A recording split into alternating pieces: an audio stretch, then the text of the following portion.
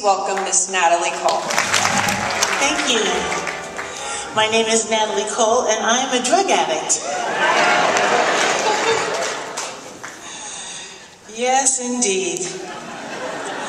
This is. I always feel very comfortable in a room like this because we all know that we are pretty much back from the dead.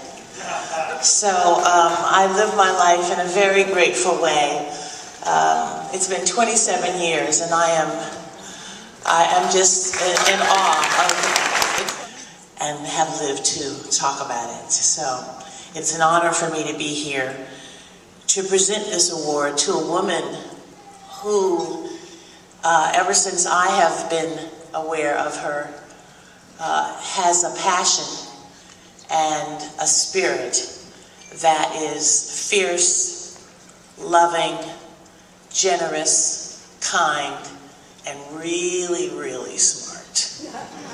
I just love Marianne. I saw her first at the Wilshire Ebell when she came to Los Angeles many years ago. Let me tell you a little about her. She is an internationally acclaimed spiritual teacher and best-selling author, beginning her career lecturing on A Course in Miracles to small audiences here in Los Angeles in 1983. She then went on to write numerous books, including 4 New York Times bestsellers. Her writing career began with the mega hit, A Return to Love, considered a must-read of the new spirituality. That book includes her famous passage, often misattributed to Nelson Mandela, and this was such an eye-opener for me as well. Do you recognize this wonderful saying? Our deepest fear is not that we are inadequate. Our deepest fear is that we are powerful beyond measure. It is not our light nor our darkness that most frightens us, and on and on. I thought that was Nelson Mandela too. That's Marianne Williamson, okay? An alcoholic or not has a story of a time when they had fallen down and they were at the bottom, and know very, very well that had somebody not come along, had some organization or some project or some individual been there to lift them up, they would certainly not be here today. One of the most impactful experiences that I've had in work that I've done at women's prisons is how often I will walk into a prison and see women that make me go, what are you doing here? People who just seem like the last person that you would expect to see there. And as a matter of fact, I'm thinking specifically of one beautiful young woman named Shannon. Shannon was a drug addict and alcoholic who had been driving a car and someone was killed and is now spending a very, very long sentence in jail. Obviously, it's not serving society. It's not serving this beautiful woman really at this point that she is still there. And yet what I thought of and what any of us would think of is no one got to her in time. She simply didn't get help in time. My form of suffering is somehow different. My form of suffering is somehow special.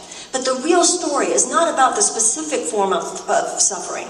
The real story has to do simply with the fact that so many people suffer. And that's the meaning of our lives. The meaning of our lives is to eradicate unnecessary suffering. Look at what we're doing on this planet.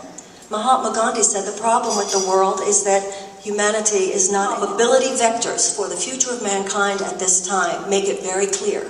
We have to somehow shift from probability to possibility. We have to turn this ship around. And it won't be just material things that cause that to happen.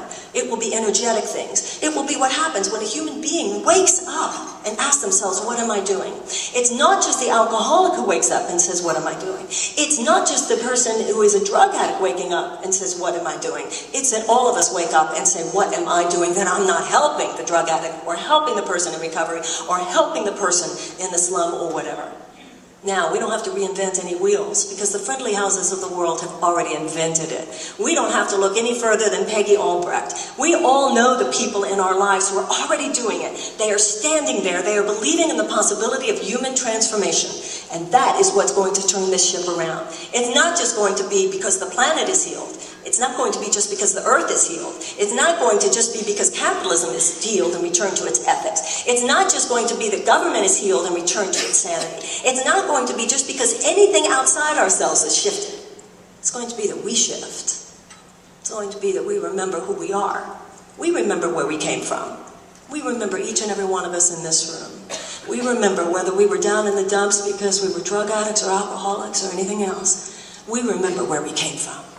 But even more important, we remember where we're going.